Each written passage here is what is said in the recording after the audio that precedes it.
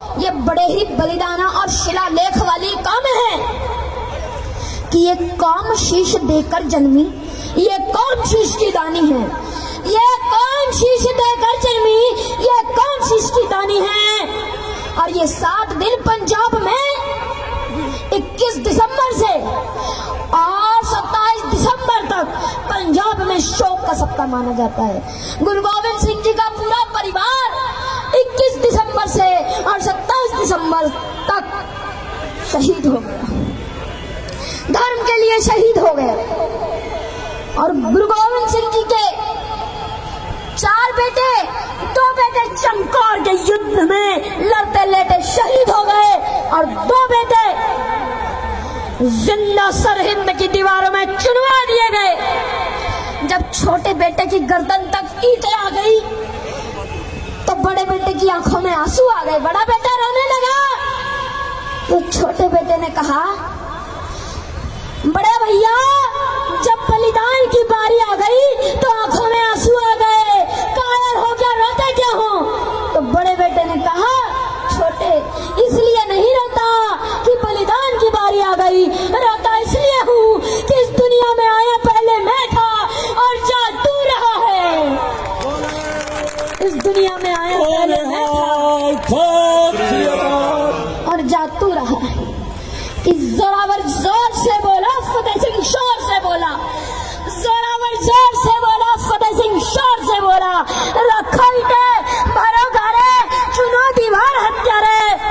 निकलती सांस बोलेगी यही दीवार बोलेगी, निकलती सांस बोलेगी यही दीवार बोलेगी। मेरे देश की जय हो, मेरे धर्म की जय हो, मेरे देश की जय हो, मेरे धर्म की जय हो, मेरे देश की जय हो, मेरे धर्म।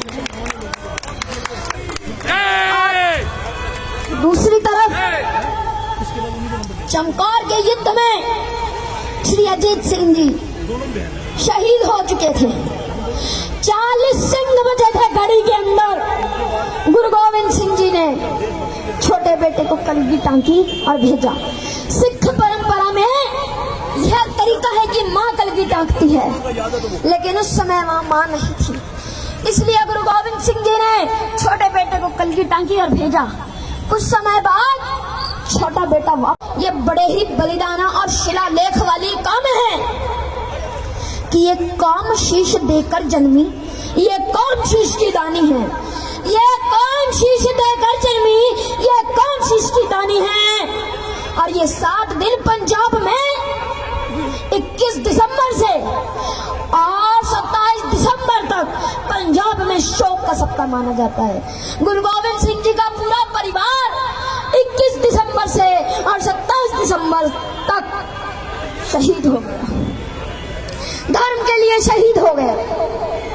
और गुरु गोविंद सिंह जी के 4 बेटे, 2 बेटे चमकौर के युद्ध में लड़ते लेटे शहीद हो गए और 2 बेटे जिंदा सरहिंद की दीवारों में चुनवा दिए गए। जब छोटे बेटे की गर्दन तक ईंटें आ गई तो बड़े बेटे की आंखों में आंसू आ गए। बड़ा बेटा रोने लगा तो छोटे बेटे ने कहा, बड़े भैया जब बलिदान की बारी आ गई तो आंखों में आंसू आ गए, कायर हो क्या, रोते क्या हो?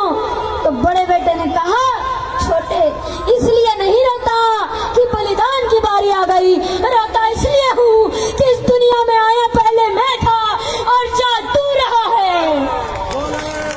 इस दुनिया में आया पहले मैं था और जा तू रहा है। इस जोरावर जोर से बोला, फतेह सिंह शोर से बोला, जोरावर जोर से बोला, फतेह सिंह शोर से बोला, रखो ईंटें भरो घरे, चुनो दीवार हत्यारे। निकलती सांस बोलेगी यही दीवार बोलेगी, निकलती सांस बोलेगी यही दीवार बोलेगी। मेरे देश की जय हो, मेरे धर्म की जय हो, मेरे देश की जय हो, मेरे धर्म की जय हो, मेरे देश की जय हो, मेरे धर्म की जय हो। दूसरी तरफ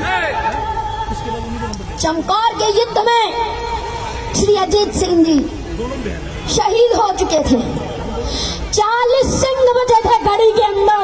गुरु गोविंद सिंह जी ने छोटे बेटे को कलगी टांकी और भेजा।